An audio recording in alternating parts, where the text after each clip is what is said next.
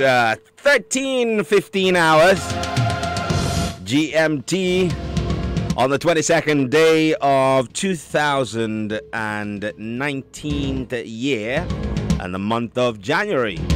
Janus. We look forward while thinking about what we did in the past. It's quite interesting. I'm not surprised people actually make, resolutions and things at the end of the year, just going into January, because January is a month that's named after the Greek god Janus, that has two faces, one looking forward and one looking back. So it's like a defining moment in everyone's life. And on the Executive Lounge, what we've been doing over the last few weeks has been more like a ready, set, go situation, where we have had a conversation about how do you ensure that you harness the power of focus. We had Marek Kofi Gan on the show doing that with us. And then following that, we had Nana Kofi Akwa join us to have a conversation about what values do you develop and live by to deliver value in life. So it turned out, about a week ago, I posted a simple phrase on Facebook. Yes. And it read, I am depressed. Quite a lot of responses came through. People called me directly. People called family members. Some people also had a good laugh in the comment section when I posted that. And it was partly to really understand whether we have an understanding of what stress or depression or anything that can take away from us living a full life. And I realized that there was a lot that I needed to learn, and hopefully others as well. So who do you bring in when you're looking for as much knowledge and insight about how to center yourself? Because you might have great dreams, great vision for yourself. You might cultivate the power of focus. You might have the right, values to live by. But more importantly, none of these will work without the foundation of a sound mind. In fact, there is a Bible quotation that speaks about that you would, live life and live it well and be of sound mind. It's important. Without a sound mind, it's impossible to actually achieve much, because your mind pretty much is the engine room of everything that you do. Your limbs work because your mind sends the signals.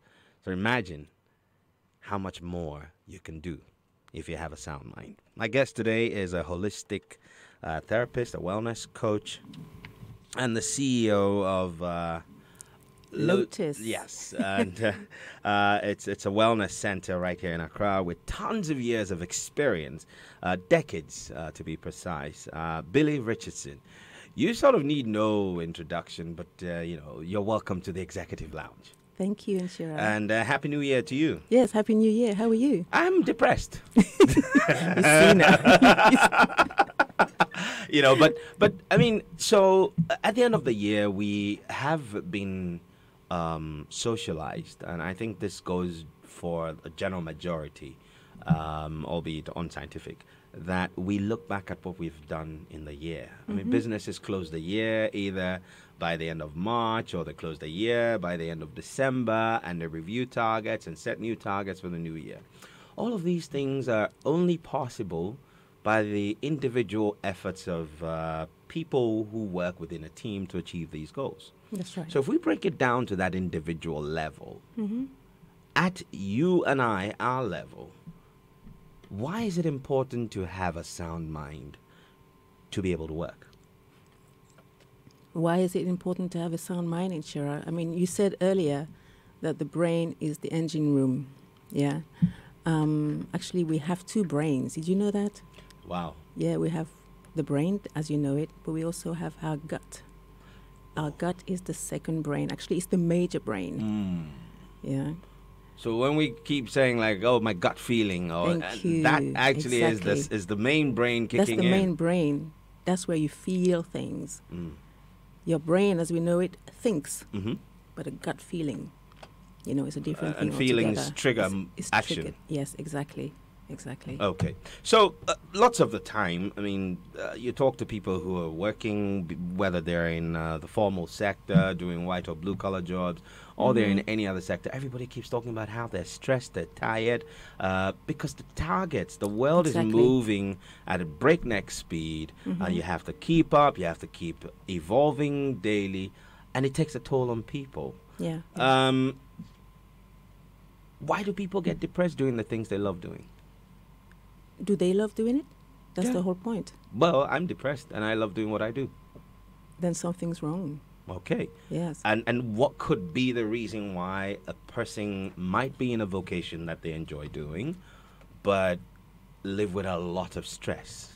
Maybe it's their expectations. Okay. You know, if you're working for somebody, let's say a corporate world, right? The expectations placed on you, you know, would actually stress you because it goes beyond what you're capable of doing. You know, so, but they expect you to stay late. They expect you to deliver. You know, and it's beyond your capacity. You know, if you're working for yourself, you must have set targets, but are they real targets? Are they targets that are imposed by the outside or your own targets? Are you being too hard on yourself? You know, so all these are things that you need to see. Even in relationships, you know, I think the word expectation is the key word here. Right. You know, if we are not dealing with what is real, you know, then we're stressing our system, we're stressing our brain, because it's like, well, I know I can't do it, but people expect me to do it. I should do it, you know. So you need to separate should, want, and need. I think that's where the balance is. And stress comes because of shoulds, not because of need. Right. Explain that further for me. How does the difference or the gap between should and need create the stress? Because should is an outside imposition. It's from somebody else's perspective. Need is a basic need. It's like I need to breathe. It's not that I should breathe. I need to breathe. Okay. Right? Let's say, do I need a bar of chocolate right now? No, I don't need it. Right? Or people say, oh, you should do this or you should do that. So you become, you're put in a box. Yeah, let's say the corporate world. People put you behind a desk and they say, you should deliver this. Yeah? But the thing is, do you need to deliver this? No, but you do. It's your job. Exactly. You signed up for it. Exactly. So it becomes a need. When you switch it to the needs box, then it becomes less stressful because you know you need to do it. Do you understand the difference? Yeah. But whose responsibility is it to move the yours. expectation from the should box to the need box? It's your expectation. It's a personal Yours. responsibility. Exactly. So Exactly. in spite of, say, let me choose a high octane space, you're in this crazy difficult world now, you're selling financial instruments, and you know, you're either doing the, you know, investment banking or you're in the financial space. Selling, it's difficult to sell anything as it is, but there's even more pressure in certain environments, and you're handed a target. Now, the business hired you based on certain a pedigree Yeah, and capabilities, potential. exactly. Right. And so they expect you to be able to deliver on these things. So as far as the business is, because you have these set of capabilities, you should bring in X amount every month for the business. But you're saying it is the responsibility of the individual to move it from the should space To the need need space, space. exactly. How much of a cognitive reorientation will this deliver so that you're able to do it well and not be as stressed as if you were doing it as a should? If you were in my office, what I would do is I would bring it back to basics. Okay. I would ask you, are you happy in your job? Okay. Right? If you're not happy in your job, that would explain why you are stressed, because you're doing something that is not really you. A lot of people in the corporate world actually pushed there because of, you know, the communities, the upbringing, the nurturing. You know, you should be going to this university, you should be doing this course, you should be, a lawyer, you should be all these things. But the thing is, how is it actually resonating with you? Yeah. I've talked to a lot of corporate employees who are actually, even some of them are very good at their job, but it's not actually them. So they come to work backwards. It's like they're dragging themselves. They're not happy. I know that on your flyer you talked about success, right? To me, there are 5 keys to success. Okay. To be successful, first of all, you need to be happy or passion, right? Okay. You need to be passionate about what you are doing. Okay? You need to be passionate about where you are doing it from. Location, country, office. Okay. You need to be passionate about who you're doing it with, colleagues.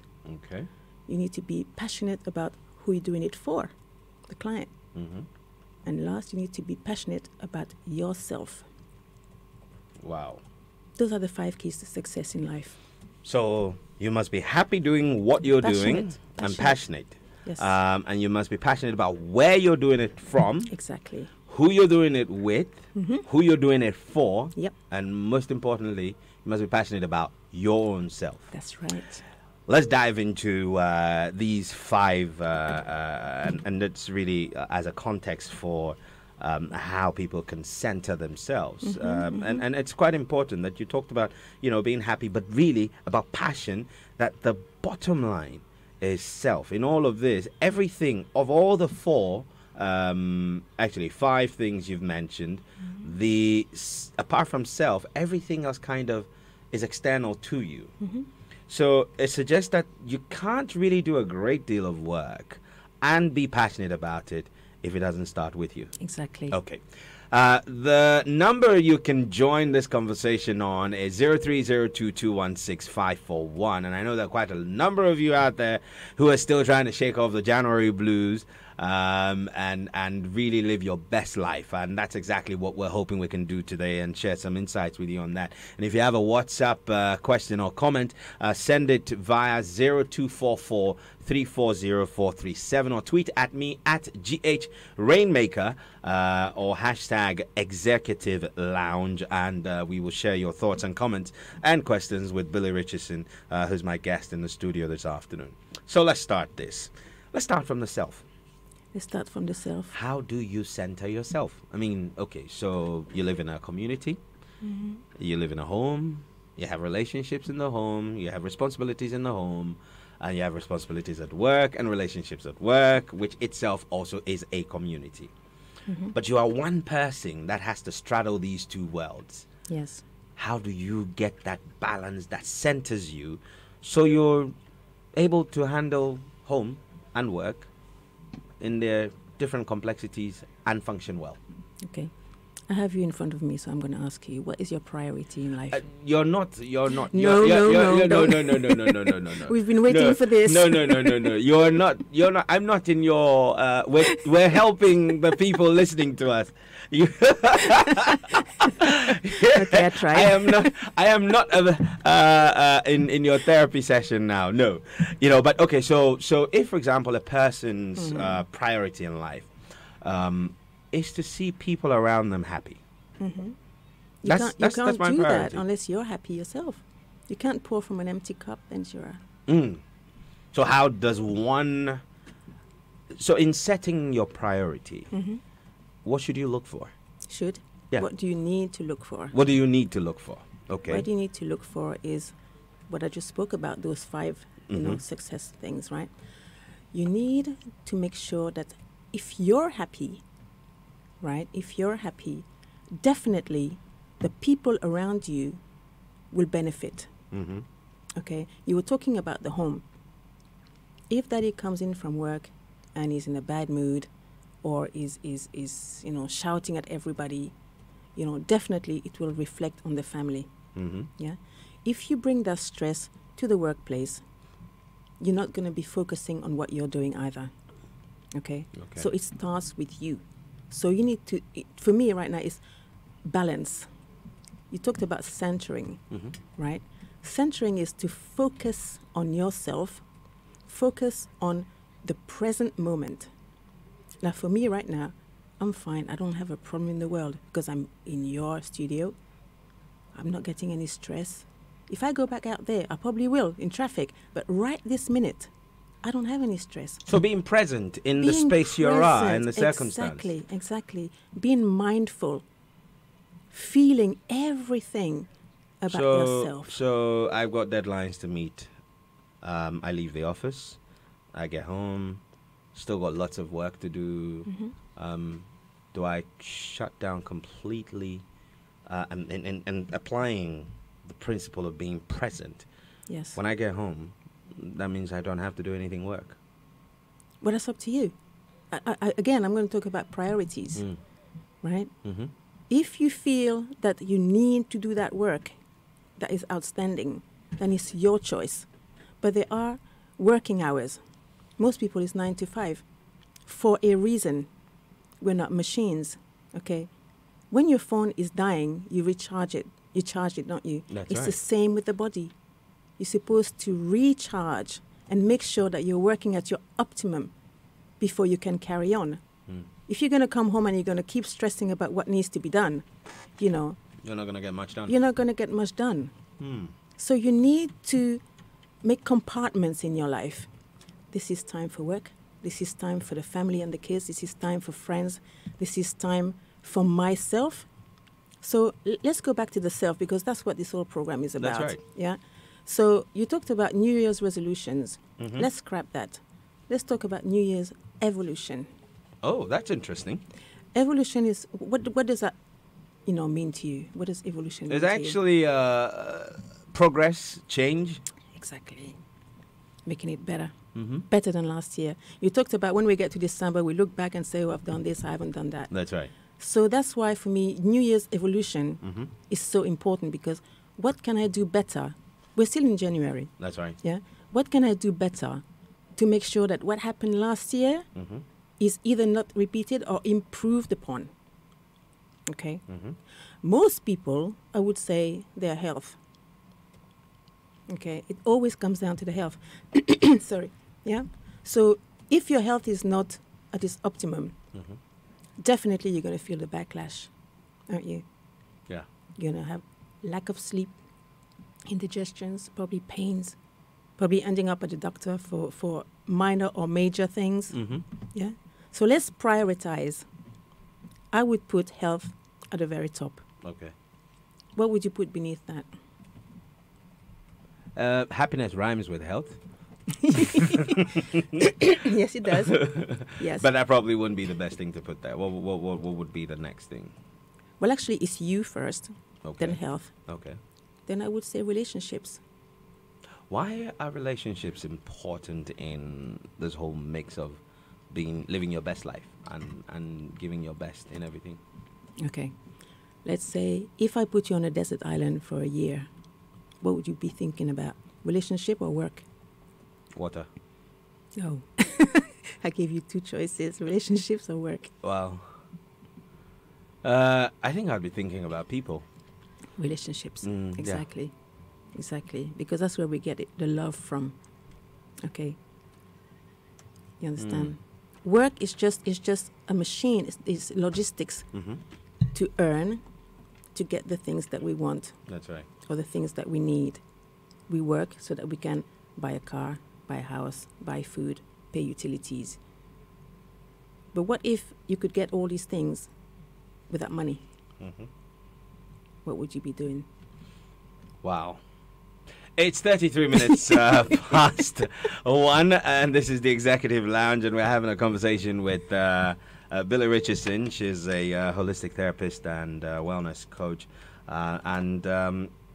What we're trying to understand is, why do we often find ourselves stressed to the point where we're depressed, to the point where it develops into all kinds of non-communicable challenges, which eventually rob us of the joy of our lives and affect the people around us.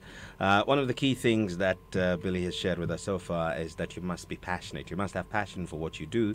You must have passion for where you do it. You must have passion for who you do it with. You must have passion for whom you do it for. And most importantly, you must have passion for your own self, because everything will emanate from you, from within you. So, Billy, what do we need to do in prioritizing self that we pretty much, I mean, there's certain things in life you can't guarantee. Hmm. They'll happen. But how do you kind of build a foundation that's strong enough to withstand the shocks that life will throw at you?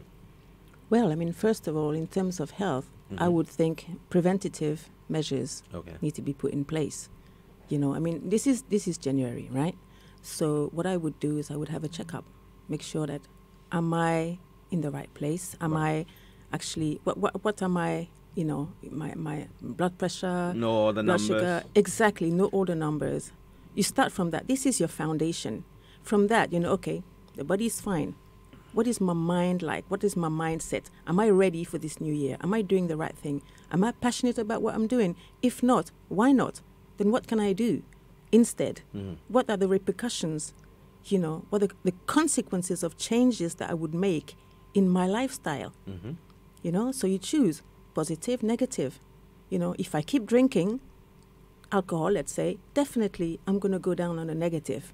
Yeah. If I decide to detox from drink and I replace it with water, fruit juices, and things like that, I'm going more into the positive. So it's all about, you know, putting all the priority, the Yes. outcome you desire, and the resultant actions that you need to take, or the Exactly, exactly. So what I would tell people first of all is, you know, have a medical checkup. Just assess yourself. Okay. You know when something's wrong. Mhm. Most people actually drag their feet. Oh, I'm okay. I can live with it. Or why do I have a headache every day? I don't know, but I can live with it. I'm going to work with it. It's fine.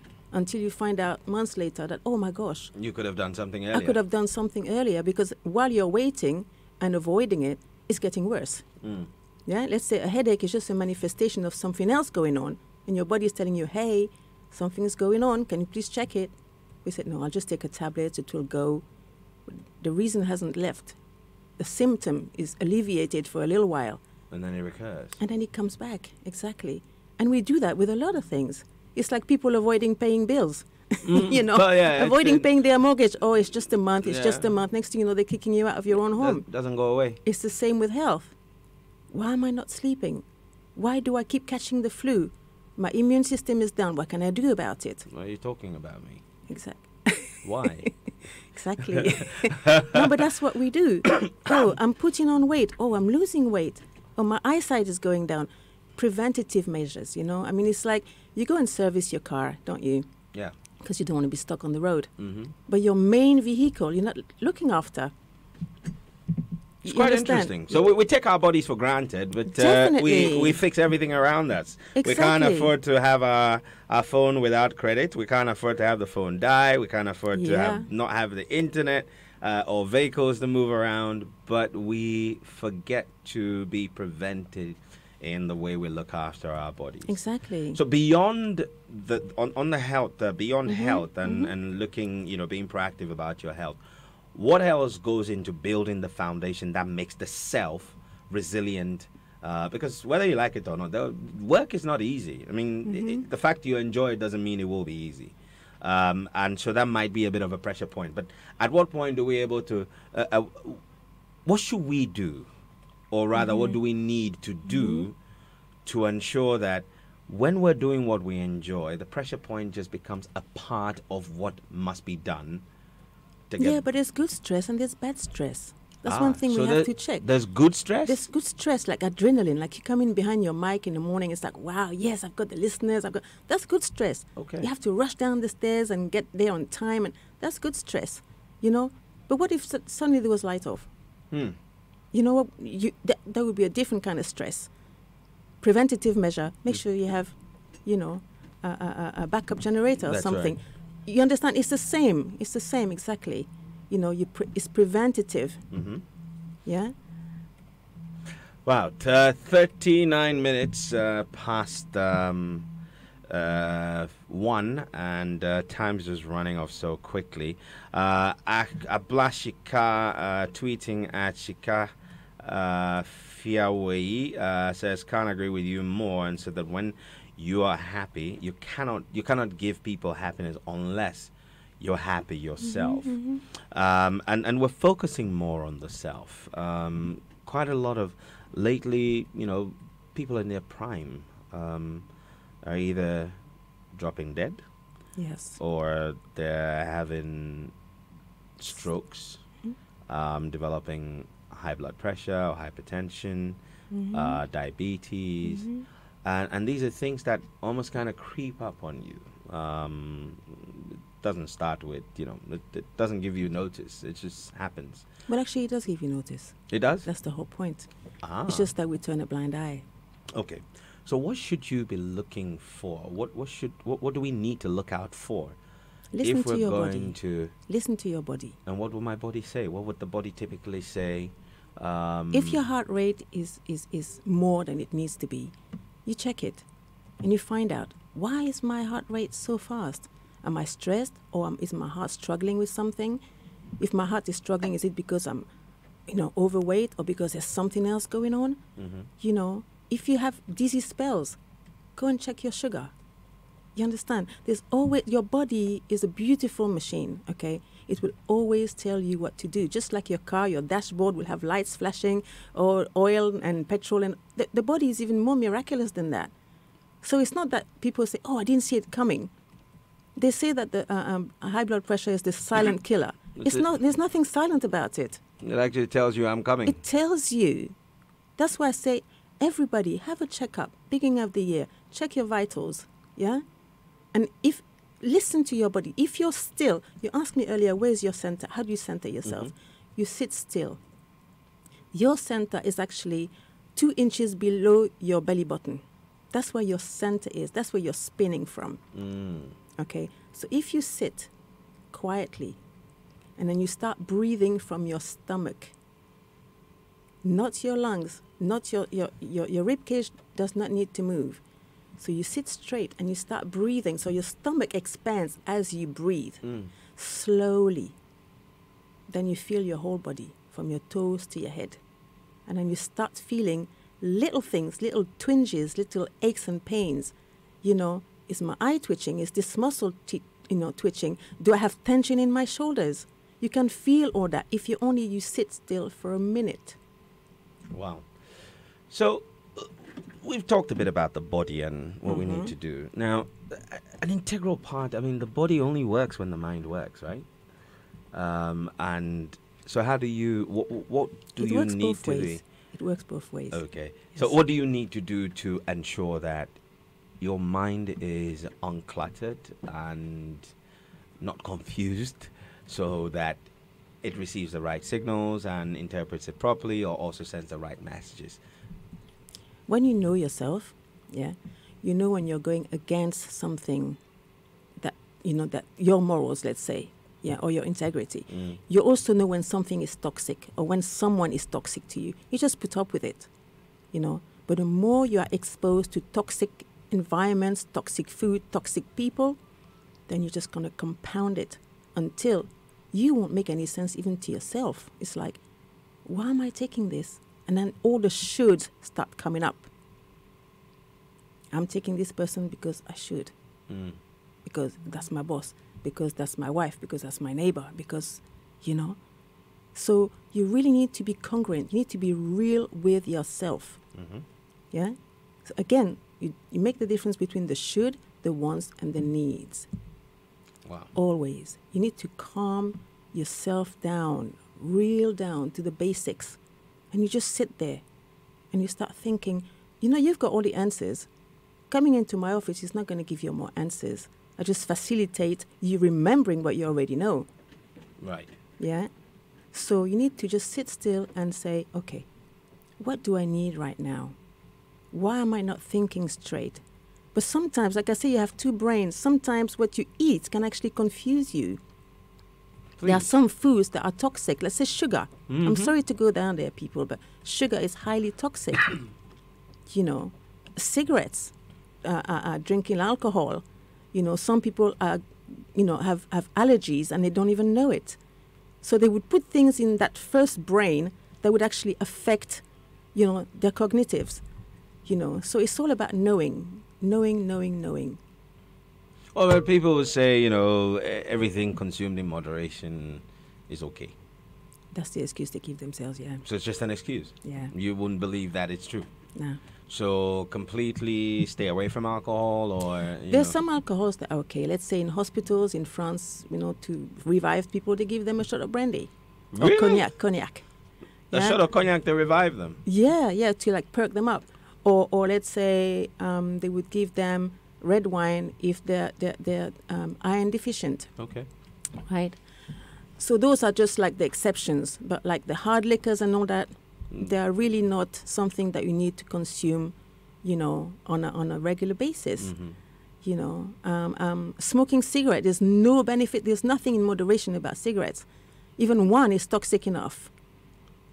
So to me, people who say, "Oh, it's okay in moderation," because then we can go very far with that. We could do all kinds of things in moderation. Sniff a line of cocaine. Oh, it's just moderation, and the next thing you know, you're an addict. So we have to be, we have to be realistic with this only in moderation. In terms of dealing with, and you hear stories about professionals, and you hear stories about people who go through life and they're stressed and they don't do much about it, and then they develop this desire or this coping mechanism where they're constantly trying to escape from their reality. So, yes. What are the dangers of? Is there something that one could do to recharge? If, for example, I'm stressed and unhappy about something, what would you recommend that people do instead of escaping? Some will escape because they'll escape and go and hang with the boys, have some beers every evening, or go and hang with their girlfriends and sit down, drink wine, and shop online, or do whatever they want to do.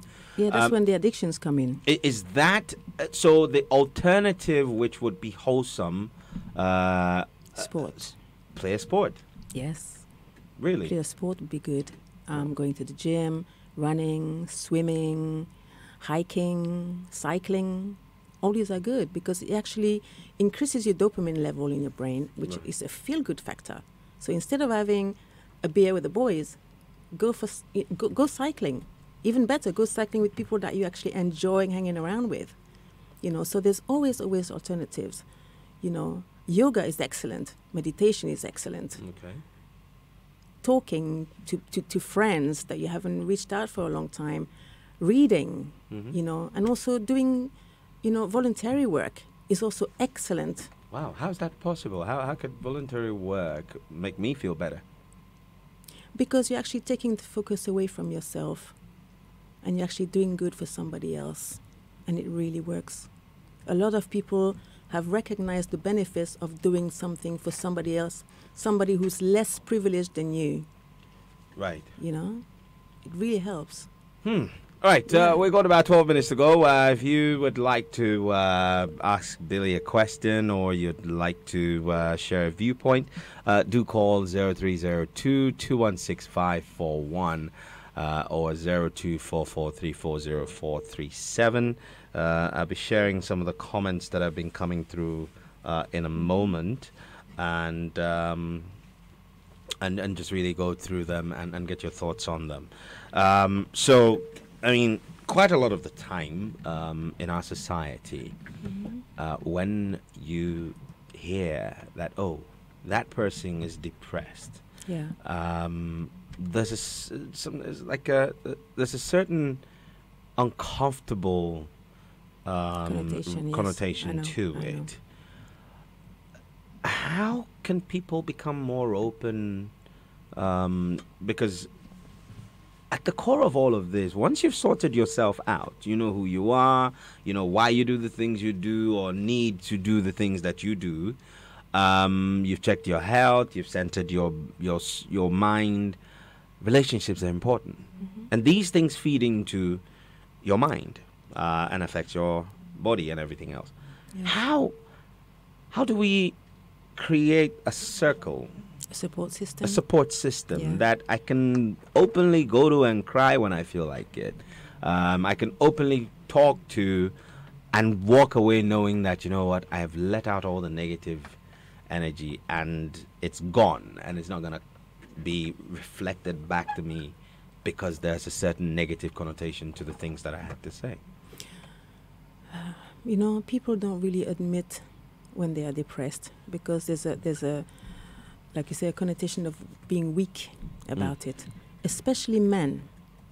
Okay? Yeah, but men aren't supposed to be, you know, we're supposed to be macho. Exactly. But it's supposed to be. You know, like people say, oh, little boys don't cry, men don't cry. But that's not true. And men grow up with this idea that men don't cry and they're supposed to be macho. And then they put up with all these things and it piles on. You know, next thing you know, they break down. Boom. Boom. Exactly. You know, so those are impositions of worth, which means that that was imposed on you as a child. You do not do this. Like little girls play with dolls and little boys play with cars. Right? But I wanted to play with cars when I was a kid. So obviously, you know, so it's like they need to grow more organically. Then when they grow up, it will be, it's okay to be depressed. I'm depressed because I need support.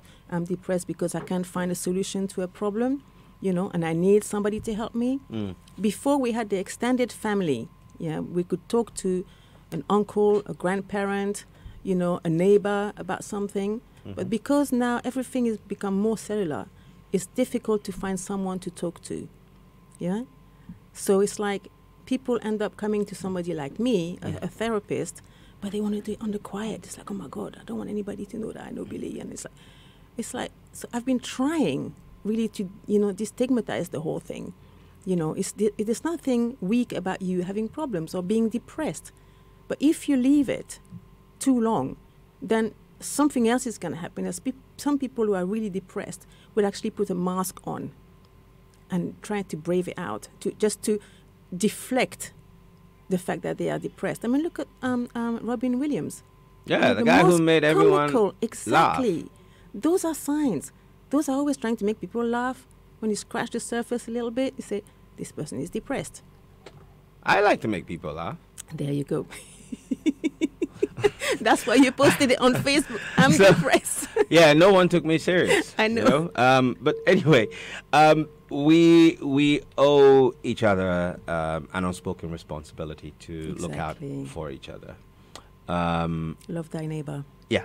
How do we love our neighbors? What do we need to look out for so that we make it easy for people to confide in us? We make it easy for people to open up, because what are the telltale signs when someone's going Depressed? through it? Yeah. I mean, their behavior changes. Okay. You know, they become either louder and try to pretend that everything's okay. But those some people become, you know, they're not social anymore. So very or you don't introverted. hear introverted. So you have the introverted or the extroverted. You know, changes in their body. They either put on weight or lose weight. Changes in their maybe their online behavior, you know, or they start becoming addicted to something, you know. So I mean, if you're really in tune, people are so self-centered these days. It's like they don't really notice, even within the same household, that something is going on. Oh, why is Mary in her room all the time? She comes straight from school, you know, into her room, locks herself.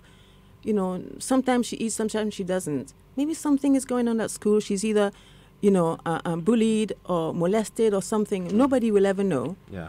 You know, so because people are not observant. So really, it all comes down to loving the person, the people around you. You have to love them enough to pay attention to what's going on. So, some of the stuff that you mentioned are internalized. They're things that we feel within us when we're under pressure, depressed, unhappy, or whatever. But so I have a colleague maybe going through something, may not be telling me. What are the external things, apart from maybe someone who puts on weight and behavioral? Sometimes they neglect themselves, and you can really see it. You know, they come, their clothes are not, you know, pressed, or They're not as sharp as they always they're are. not as sharp, exactly. You know, or I mean, it could be anything. Their hair is not, you know, they haven't shaved, or their hair's not done, or yeah. I mean, you need to really be observant, and it all comes down to care. If you care about the people around you, you will notice. If you're passionate about them. Exactly. The people around you. It's all about passion. But people are losing passion, because passion can seem dangerous because it's so, wow, you know, why is this person so passionate? But without passion, we won't even be here, would we? True. Exactly. True. So, as we head to the close, Billy, for those who may have just caught this conversation at the end, sum up 3 or 4 things that one need to do to first ensure that they have the right body, right mind, right soul, and so they can be useful to the world and themselves. Okay. Or themselves first and the world. Exactly. It's all about mind-body balance. That's right. Right. So you need to assess yourself. You need to detox yourself. Detox is so important. We haven't had time to talk about it. You know, detox the body and detox the mind. You know, I'll give you a small example. The liver needs to be detoxed, you know, at least once every 3 months. Wow. Because the liver is actually the seat of anger. Every organ has an emotion, you know, and the seat of anger is the liver. It works both ways. If you are angry about something, the liver would be impacted. If your liver is toxified, right, is toxic, then we start actually affecting your behavior. So the importance of detox and the importance of awareness about yourself and awareness about the surroundings, so that people, you know, would actually start respecting themselves first and respecting the people around them. It's highly important. Wow. Centering yourself. Do you remember where your center is? Just 2 inches below the belly button. Thank you. See, I was paying attention. You did. Just checking. Billy, it's been wonderful, wonderful, wonderful talking to you. And that's I don't know whether it's the beauty of the show, but I mean, we never really have time to go into great detail about everything. But I think it's important that we're able to at least open the conversation up. I've learned quite a lot, and I'm sure that our audience would have picked up some good values as well. For me, the key thing really is that that word expectation. We have to. It's massive, and we must manage it well. We must understand ourselves. We must move things around from the should, want to the need space. That's right. And be passionate about what we're doing, where we're doing it, who we're doing it with, whom we're doing it for, and about ourselves, exactly. More importantly. And through that passion for self, you will then ensure that your mind is balanced, and so is your health and everything else. Yeah, detox your mind and body. Yes. I will bring you back so we could just focus on detoxing. It's huge. It's huge. I think we need to do that. Yeah. Wellness is definitely the way to go. I think we certainly need to do that. So, Billy, thanks very much. If anybody wants to reach out to you, how can they reach out to you? This is the one time that I'm probably breaking our protocol, because look, we need people to be sharper mentally. Well, we do have a page. We have a Lotus Detox and Wellness Center. Okay. We're located in West Airport. Okay. Or they can get my number through you. Okay, cool. All right. Yeah? So call Joy FM if you need to get through to Billy. But on Facebook, it's Lotus Wellness and Detox Center. That's right. Okay. We're on Facebook and Instagram. Wonderful. Well, Billy, thanks so much. And to you, the audience, thank you for tuning in. And we're ending the show just ahead of Mama Vio's Abwaji bringing us the news at 2 with a song that I think captures the phrase, your brother's keeper. What are friends for? This is Dionne Warwick and her friends with an old-time classic. Enjoy this. Drive Time is on after the news. Go forward. Make rain. Shalom.